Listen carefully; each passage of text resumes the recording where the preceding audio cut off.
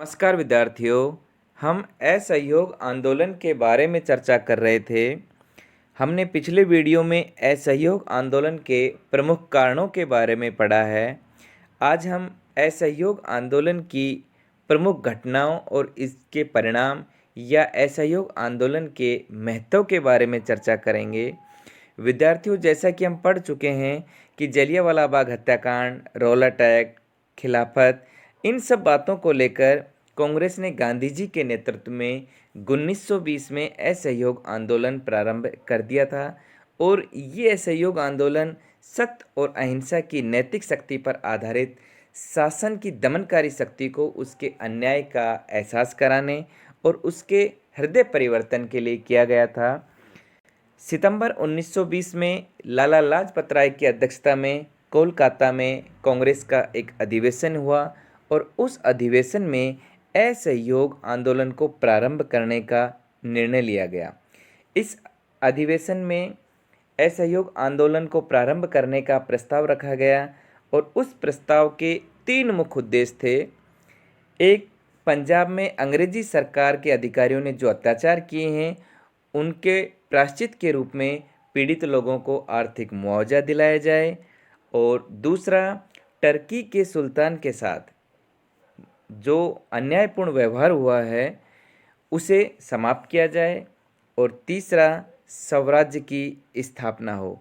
और इन सब प्रस्तावों को लेकर सितंबर 1919 में कोलकाता में इस कांग्रेस अधिवेशन में इन प्रस्तावों को बात कही गई। उसके बाद दिसंबर 1920 में नागपुर में जब कांग्रेस का अधिवेशन हुआ विजय राघवाचार्य की अध्यक्षता में, तब इस असहयोग आंदोलन के प्रस्ताव की पुष्टि कर दी गई, या हम यूँ कहें कि असहयोग आंदोलन को प्रारंभ करने का पूर्ण तरीके से निर्णय ले लिया गया। इस असहयोग आंदोलन के प्रमुख रूप से 2 कार्यक्रम निर्धारित किए गए कि जब असहयोग आंदोलन को प्रारंभ करने का निर्णय लिया गया, उसके बाद इसके कार्यक्रम के रूप में प्रमुख रूप से 2 प्रकार के कार्यक्रम बनाए गए, बहिष्कार कार्यक्रम और रचनात्मक कार्यक्रम। बहिष्कार कार्यक्रम से तात्पर्य था किसी भी चीज़ का बहिष्कार, और मुख्य रूप से वो चीज़ जो विदेशी हो। और रचनात्मक, बहिष्कार करने के बाद रचनात्मक, किसी नवीन वस्तु का निर्माण या किसी नवीन कार्य का निर्माण। और कांग्रेस ने इस आंदोलन में प्रमुख रूप से बहिष्कार कार्यक्रमों के अंतर्गत विदेशी वस्तुओं का बहिष्कार किया, विदेशी माल का बहिष्कार किया, सरकारी उपाधियों का परित्याग कर दिया, या स्थानीय संस्थाएं, जिला बोर्ड, नाम नगर पालिकाएँ, इनमें जो भी सदस्य थे उन्होंने अपने आप को वहाँ से हटा लिया। सरकारी उत्सव है या कोई समारोह है, इन सब का बहिष्कार कर दिया गया। सरकारी स्कूल, कॉलेज, अदालतें, इन सब का बहिष्कार कर दिया गया। उद्देश्य एक ही था कि ब्रिटिश सरकार के साथ सहयोग नहीं करना। ब्रिटिश सरकार के द्वारा जो भारतीय नेताओं को उपाधियां कुछ सौंपी गई थी, उन सब उपाधियों और प्रशस्ति पत्रों का भी त्याग कर दिया गया। इसके अलावा सरकार की नई धारा सभाओं के चुनाव का बहिष्कार किया गया। सैनिक, क्लर्क, मजदूर जो कहीं दूसरे देशों में भी ब्रिटिश सरकार की सहायता के लिए जाते थे, यहाँ तक कि उन्होंने भी सेवा करने से इनकार कर दिया। एक तरीके से गांधी जी का असहयोग आंदोलन पूर्णतः अहिंसात्मक और शांतिपूर्ण था, और इसका मूल मंत्र भी था सरकार के सभी कार्यों में असहयोग करना। और इसके लिए असहयोग करने के रूप में एक बहुत बड़ा व्यापक कार्यक्रम बहिष्कार कार्यक्रम बनाया गया, अर्थात विदेशी वस्तुओं का, विदेशी माल का बहिष्कार करना, सरकार के साथ सहयोग करने से बहिष्कार करना, सरकार के साथ सहयोग नहीं करना। जब हम रचनात्मक कार्यक्रम की बात करते हैं तो हम देखते हैं कि गांधी जी ने बहिष्कार कार्यक्रम के साथ साथ कांग्रेस ने रचनात्मक कार्यक्रम को भी अपनाया, और इन रचनात्मक कार्यक्रमों में उन्होंने राष्ट्रीय विद्यालयों की स्थापना की, जिसमें राष्ट्रीय शिक्षा का अध्ययन कार्य होता था। अलग अलग मामलों को अलग अलग निपटाने के लिए अपनी पंचायती अदालतों की स्थापना की, राष्ट्रीय न्यायालयों की स्थापना की, हिंदू मुस्लिम एकता को बढ़ावा दिया। खिलाफत आंदोलन में हम ये बात देख ही चुके हैं कि हिंदू और मुसलमान दोनों इकट्ठे होकर दोनों सामूहिक रूप से ब्रिटिश सरकार के खिलाफ लड़ रहे थे। अस्पृश्यता और छुआछूत का अंत, हिंदू मुस्लिम एकता को बढ़ावा, हरिजन उद्धार, जो निम्न तबका जिसे माना जाता था, जिसे महात्मा गांधी के द्वारा हरिजन नाम दिया गया, उनके उद्धार का काम करना, खादी हेतु सूत कताई और बुनाई, खादी का प्रचार प्रसार, खादी बुनने के लिए घर घर में सूत कातना, ऐसे सब कार्य रचनात्मक कार्य के कार्यक्रम के रूप में प्रारंभ किए गए कांग्रेस के द्वारा। इस प्रकार असहयोग आंदोलन के जो मुख्य कार्यक्रम थे वो बहिष्कार कार्यक्रम और रचनात्मक कार्यक्रम। गांधी जी, जिन्हें ब्रिटिश सरकार द्वारा केसरे हिंद, जुलू युद्ध पदक और बोअर पदक, इन सब की उपाधियां दी गई थी, गांधी जी ने स्वयं भी इन सब उपाधियों को इस आंदोलन के दौरान वापस कर दिया, ब्रिटिश सरकार को वापस लौटा दिया। चाहे केसरे हिंद पदवी हो या जुलू युद्ध पदक हो या बोअर पदक हो, ये उपाधियां महात्मा गांधी जी के द्वारा इस आंदोलन के विरोध स्वरूप इस आंदोलन के दौरान वापस लौटा दी। 31 मार्च 1921 विजयवाड़ा में कांग्रेस के अधिवेशन में तिलक स्मारक के लिए एक स्वराज्य कोष के रूप में 1 करोड़ रुपए एकत्रित करना और समूचे भारत में करीब 20 लाख चरखे बंटवारे का कार्यक्रम भी बनाया गया। मतलब तिलक के नाम पर एक स्वराज्य कोष का निर्माण किया गया और उसमें ये लक्ष्य निर्धारित किया गया कि कम से कम 1 करोड़ रुपए इकट्ठा हो और पूरे भारत में खादी के प्रचार प्रसार के लिए, खादी की सूती कपड़े की कताई और बुनाई के लिए, खादी के प्रचार प्रसार हेतु 20 लाख चरखे बंटवाने का कार्यक्रम भी शामिल किया गया। नवंबर 1921 में प्रिंस ऑफ वेल्स का जब भारत आगमन था तो उस प्रिंस ऑफ वेल्स का विरोध करने के लिए या उस ब्रिटिश सरकार की क्रूर दमन नीति के विरोध स्वरूप पूरे भारत में हड़ताल का आयोजन किया गया। मतलब इस तरीके से महात्मा गांधी के नेतृत्व में असहयोग आंदोलन पूर्ण गति से भारत में ब्रिटिश सरकार के खिलाफ चल रहा था। प्रसिद्ध कवि रविंद्रनाथ टैगोर ने भी अपनी उपाधि त्याग दी थी, उन्होंने भी अपनी उपाधि छोड़ दी थी। बहुत से शिक्षकों ने अपने कार्य से त्याग पत्र दे दिया था। मोतीलाल नेहरू, गोविंद वल्लभ पंत, सरदार वल्लभ भाई पटेल, चित्तरंजन दास आदि प्रसिद्ध वकील जो राष्ट्रीय नेता भी थे, इन्होंने वकालत छोड़ दी थी। इसके अलावा बहुत सारे आम लोगों के द्वारा विदेशी वस्तुओं का बहिष्कार करना प्रारंभ कर दिया। अब ब्रिटिश सरकार इन सब चीज़ों को स्वीकार नहीं कर सकती थी क्योंकि वो ये कभी नहीं चाहती थी कि विदेशी वस्तुओं का बहिष्कार हो और स्वदेशी का प्रचार प्रसार हो। इसलिए उन्होंने अपने दमन चक्कर को भी और बढ़ा दिया और जो सरकार का दमन चक्कर बढ़ता गया तो आंदोलन और अधिक उग्र होता गया।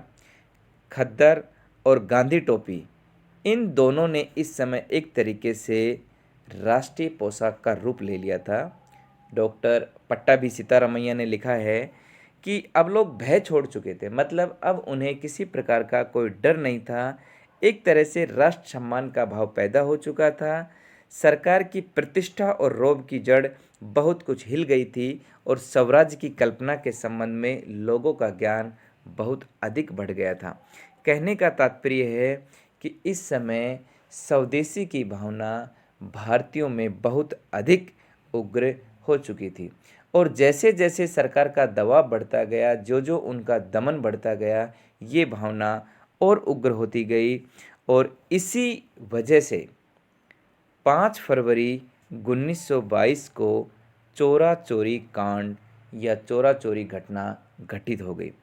चोरा चोरी एक जगह का नाम है, उत्तर प्रदेश के गोरखपुर ज़िले में ये जगह है और वहाँ पर एक उग्र भीड़ के द्वारा असहयोग आंदोलन में एक उग्र भीड़ के द्वारा एक पुलिस थाने में आग लगा दी गई और उस पुलिस थाने में आग लगने की वजह से 22 सिपाही जिंदा जल गए। और चूंकि मैंने प्रारंभ में बताया कि महात्मा गांधी जी का ये असहयोग आंदोलन पूर्णतः अहिंसात्मक और शांतिपूर्ण था। गांधी जी इस बात को कतई स्वीकार नहीं करते थे कि उनके आंदोलन में किसी प्रकार की हिंसा हो। और जैसे ही ये चोरा चोरी वाला कांड हुआ, जैसे ही वहाँ पर ये घटना घटित हुई, महात्मा गांधी जी के दिल को बड़ी ठेस पहुंची और उन्होंने इस घटना से आहत होकर 12 फरवरी 1922 को बारदोली में एक कांग्रेस की बैठक बुलाई और उस कांग्रेस की बैठक में उन्होंने असहयोग आंदोलन को समाप्त करने का निर्णय ले लिया और असहयोग आंदोलन समाप्त हो गया। एक तरीके से 5 फरवरी 1922 को चोरा चोरी कांड की घटना के परिणाम स्वरूप असहयोग आंदोलन समाप्त कर दिया गया। अब जैसे ही असहयोग आंदोलन समाप्त हुआ, कहा जाता है कि इस असहयोग आंदोलन के समाप्त होने से भारतीयों को बहुत अधिक नुकसान पहुंचा और अलग अलग विद्वान इसमें अलग अलग तर्क देते हैं कि जिस प्रकार से हिंदू मुस्लिम एकता बनी थी खिलाफत के प्रश्न को लेकर, अब वो हिंदू मुस्लिम एकता दोबारा से भंग हो गई थी और कांग्रेस में भी दो विचारधाराओं का उदय हो गया था। आपको ध्यान होगा विद्यार्थियों कि इस असहयोग आंदोलन की समाप्ति के बाद एक नई पार्टी चित्तरंजन दास के नेतृत्व में स्वराज्य पार्टी अस्तित्व में आई थी, क्योंकि बहुत सारे कांग्रेस के नेता महात्मा गांधी के इस निर्णय से खफा थे। लेकिन इन सब बातों का तात्पर्य ये नहीं है कि असहयोग आंदोलन पूर्णतः असफल हो गया। असहयोग आंदोलन समाप्त अवश्य हो गया था, लेकिन इसने भारतीय जनमानस में एक नवीन चेतना जगाने का काम किया। हम बात करते हैं असहयोग आंदोलन के परिणाम या उसका महत्व, कि असहयोग आंदोलन बीच में ही समाप्त होने के बाद भी इसका क्या महत्व है या इसके क्या परिणाम निकले। सबसे पहले जन आंदोलन। असहयोग आंदोलन ने राष्ट्रीय आंदोलन को एक बड़ा रूप दिया, इसे व्यापक बनाया, इसे जन आंदोलन का रूप दिया, क्योंकि ये पहला ऐसा आंदोलन था जिसने भारतीय जनता को स्वावलंबन का पाठ पढ़ाया। और ये राष्ट्रीय आंदोलन केवल शिक्षित वर्ग तक ही सीमित नहीं था, बल्कि ये एक अशिक्षित या आम जन तक ये आंदोलन पहुंच गया था। हम इस प्रकार कहें कि गांधी जी ने वो काम किया जो तिलक भी नहीं कर सके थे। एक तरीके से उन्होंने इस राष्ट्रीय आंदोलन को एक क्रांतिकारी जन आंदोलन के रूप में परिवर्तन कर दिया और उन्होंने इसे आम जनता में एक बहुत बड़े व्यापक स्तर पर इसे एक जनप्रिय आंदोलन का रूप दे दिया। राष्ट्रीयता का प्रसार। असहयोग आंदोलन ने देशवासियों में राष्ट्रीयता का प्रचार प्रसार किया।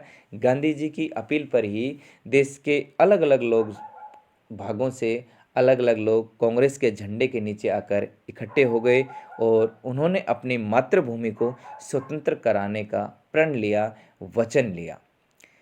स्वराज्य की मांग प्रबल होना। असहयोग आंदोलन के कारण ही देशवासियों में राजनीतिक अधिकारों के लिए जागरूकता उत्पन्न हो गई और स्वराज्य की मांग और अधिक दृढ़ता से उठाई जाना प्रारंभ हो गई। अब स्वराज्य का संदेश घर घर तक पहुंचने लग गया, क्योंकि विदेशी वस्तुओं का बहिष्कार इस आंदोलन में सर्वाधिक किया गया था और देसी वस्तुओं को अपनाने या रचनात्मक कार्यक्रमों के माध्यम से खादी का प्रचार प्रसार किया गया था। अब बच्चे बच्चे के मुंह से एक तरीके से स्वराज्य का शब्द सुनाई देना प्रारंभ हो गया था। कांग्रेस की नीति में परिवर्तन। पहले इस आंदोलन से पहले कांग्रेस केवल संवैधानिक साधनों पर ही बल देती थी, अर्थात जो संविधान सम्मत हो उन्हीं साधनों पर बल देती थी। लेकिन अब उसने अपने राजनीतिक अधिकार और स्वराज्य की प्राप्ति के लिए बहिष्कार, जन आंदोलन या सविनय अवज्ञा आंदोलन, इन सब का सहारा लेना प्रारंभ कर दिया। अर्थात अब कांग्रेस की नीति में परिवर्तन हो गया था। स्वदेशी का प्रचार। इस आंदोलन के बाद स्वदेशी का प्रचार प्रसार बहुत अधिक हुआ। इसी आंदोलन के दौरान विदेशी वस्तुओं का बहिष्कार किया गया और स्वदेशी वस्तुओं के प्रयोग पर बल दिया गया और इस आंदोलन से हजारों ऐसे बेरोजगार जुलाहे जो जिन्हें काम ना मिलने की वजह से पूरी तरीके से बिल्कुल ही गरीब और बेरोजगार हो गए थे, अब वापस से खादी के प्रचार प्रसार से उन हजारों बेरोजगार जुलाहों को वापस से काम मिला, स्वदेशी की भावना दृढ़ हुई। भविष्य के जन आंदोलनों की नींव रखा। असहयोग आंदोलन ने भारत में भविष्य में होने वाले आंदोलनों की एक नींव का काम किया। इस आंदोलन ने जिस तरीके से भूमिका तैयार की, उस आंदोलन की उसी भूमिका पर बाद के दूसरे आंदोलनों को प्रेरणा मिली। कांग्रेस ने बाद में जो भी स्वतंत्रता आंदोलन चलाए और जिनके द्वारा देश की स्वतंत्रता का संदेश लोगों तक पहुंचाया, उस दिशा में असहयोग आंदोलन का प्रारंभ होना एक बहुत भारी कदम था।